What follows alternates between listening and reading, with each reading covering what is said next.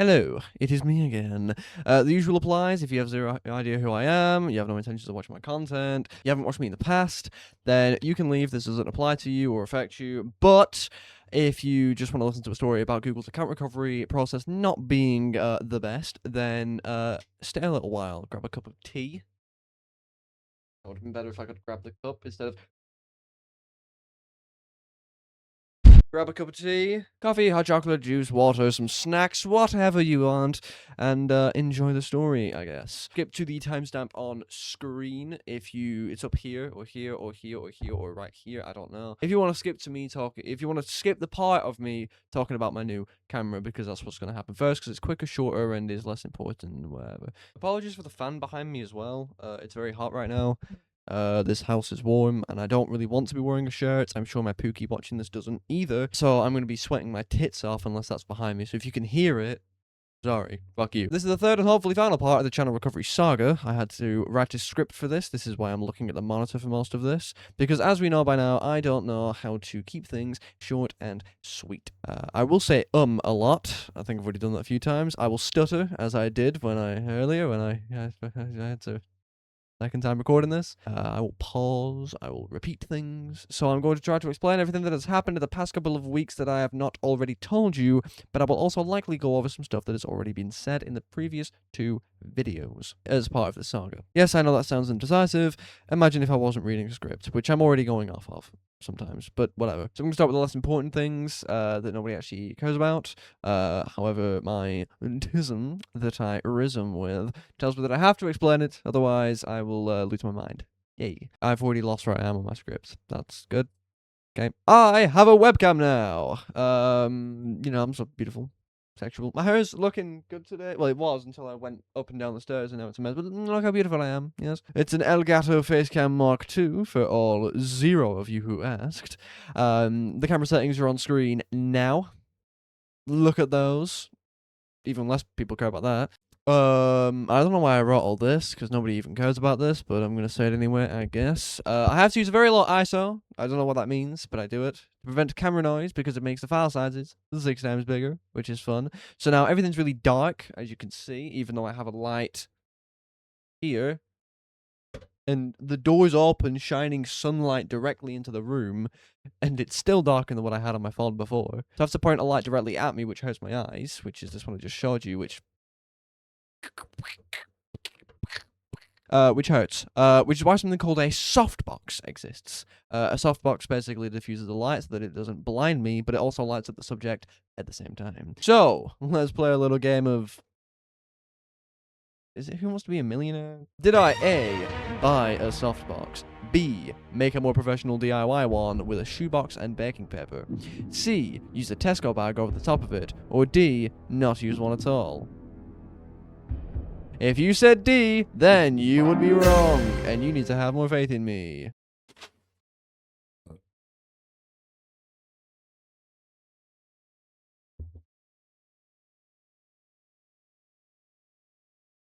If it works, it works. Now for the more important thing that you actually came here for, which is, about how I'm not on the same channel anymore, and kind of the whole reason this video has to exist. I'm going to tell you the story from the beginning. Over 18 years ago, a little baby was born. He didn't really like school. His worst memories are from that time, and he decided to make a YouTube channel to take his mind. And then he went to the gym one day after not going for 2 months. He dropped his phone under a weight stack. Why? I've typed on under a weight stack here, by the way. He dropped his phone under a weight stack on a cable machine, and it bore a hole through his phone and his SIM card conveniently. Or he lost it.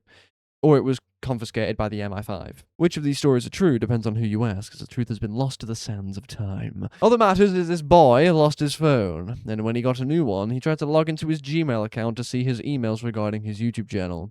He then realized that to log in, he needed his email address, which he had. He also needed his password, which he had, that was stored in the password manager with a 79-character passphrase of 180 bits of entropy, secured by Argon 2ID encryption. The password stored in said manager for his Google account was 128 characters of an estimated 750 to 780-bit entropy. Despite this boy being the only person on Earth with access to this password, Google security still doesn't believe that this boy is the rightful owner of this account, so they asked him to use the card they sent to his phone. The one that he broke, lost, or had stolen from him. Obviously, you couldn't do that, so he tried to use any other method at all, thinking that the company that knows your sleep patterns, your bone structure, your daily habits, beliefs, and opinions would understand that human beings occasionally lose their mobile devices. How wrong he was. Google have a video verification of this boy so that he could get access to advanced features on his YouTube channel, along with around 100 hours of publicly uploaded content containing his full uncensored face and voice using this account.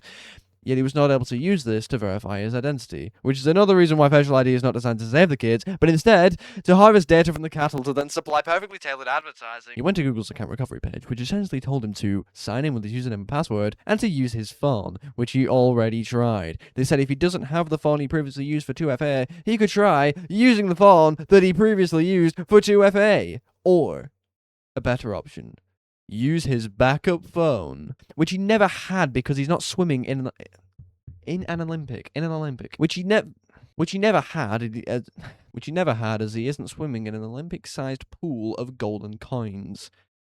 8th take for that one sentence, though, by the way. It's a good thing I have a script, isn't it? After having an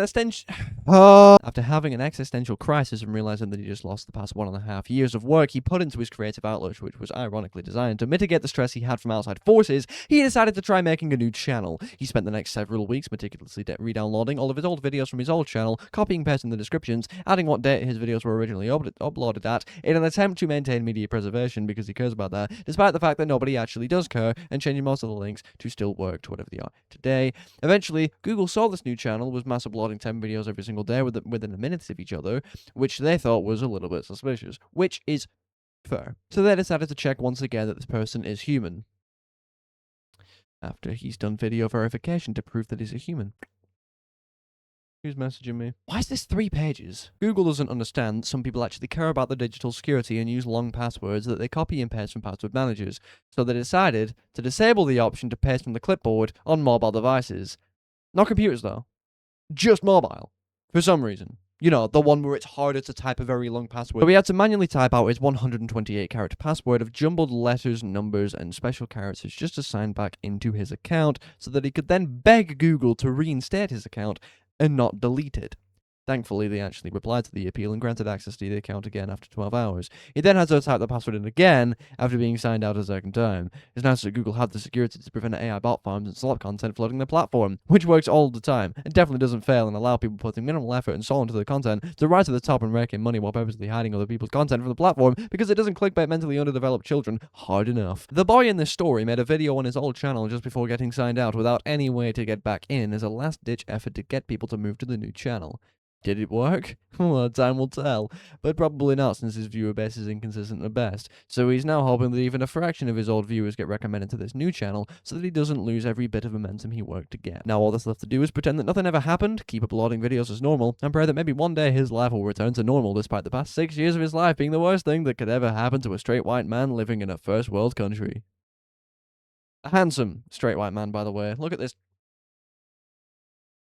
jawline. If you enjoyed this story and want to support the boy in the story, then please like this video and comment literally anything at all, because any engagement will boost this video in the algorithm to hopefully gain some early momentum to make the rest of the boys' videos to do better in the future. And if you like his content, if you've seen him from the old channel, or you watched a re-upload on this channel, then consider subscribing so you don't miss out on future uploads. And because, as usual, this boy, mystery boy in the story, likes to see numbers going up. Subscribers, views, likes. He doesn't actually care if he gets famous or not, but when the numbers go up, he go, Of course, as we already know. I've said it before. A little bit not on the script this time. I have actually done what I've said in this video. If we go onto my channel, that sucks to see. I have downloaded every... Why are you not loading? Unable to display some videos. Fuck you. I have re-downloaded literally every single video on my channel and uploaded all of them. They are scheduled from the 15th of July at 15 minutes past midnight. Every 15 minutes a new one gets uploaded.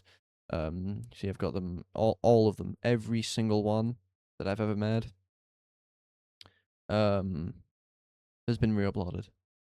And they should be in the same quality that they were previously uploaded in, not that anyone's gonna watch these old ones like this one, um, or the Nun Massacre ones. And you can see I have like fully copy pasted the entire description, changed the links that need changing.